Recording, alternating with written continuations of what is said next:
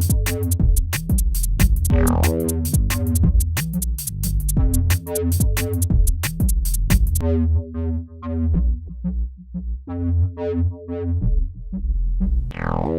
I'm Bobby Rio, and I'm here today with Rob Judge, and we today wanted to quickly debunk some of the common myths regarding texting girls that you're interested in, you want to have a relationship, or you even want to get out on a date. And there's a lot of sort of rules and sort of urban legends about texting.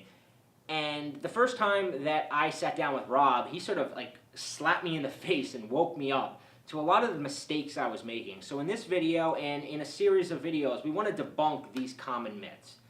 And the first one, which Rob kind of woke me up to because I was hugely guilty of this, was this idea that there is a specific amount of time you have to wait before texting a girl. And this idea that time was really important when it came to texting women. So give them a little bit of an example of what you told me the first time we sat down and talked about this.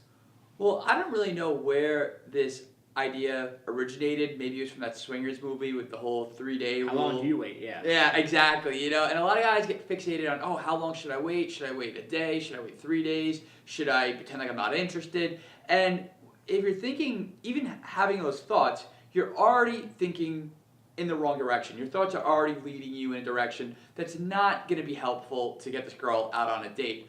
The way you should be thinking about it is, what am I going to text? Because the content of your text is much more important than the timing of the text.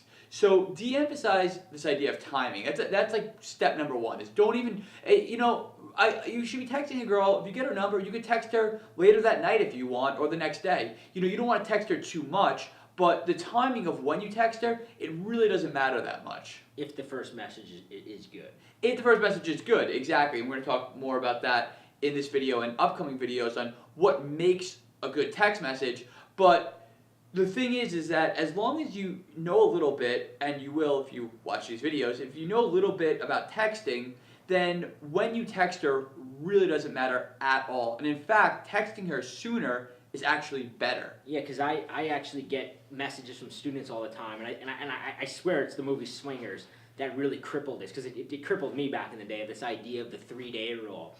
And sort of what you kind of woke me up to is that if you wait 3 days or 4 days to text a girl, and then that first message sucks, what the hell was the purpose of waiting? You delayed sending her a message just to send her some normal, boring message. That's now, not only did the message suck, but now it's 3 days have gone by and she's totally forgot all the good things about you, and the first thing that you've reminded her about is, hey, I'm just like every other guy that sent you a message. Yeah, it's like womp womp. Put this back in my pocket.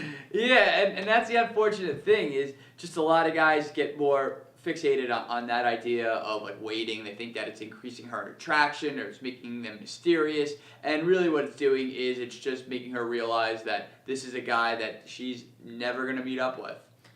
So the common rule that we just debunked is the fact that you have to sort of play this mind game with the girl of when you're going to text her and how long you're going to wait till you respond, when, like, you've shown me, I mean, I've looked through your phone and you've texted girls right back, like the minute they text you, you've responded, but because your message was the right message, it didn't matter, whereas, a lot of guys think, well, if I put my phone away and I wait an hour, it's going to make her wonder if I'm going to respond. Now, there is time and a place for the waiting game, and sometimes you have to take a step back, especially when you're, a little hungry or drunk, and you're going to kind of send the wrong thing.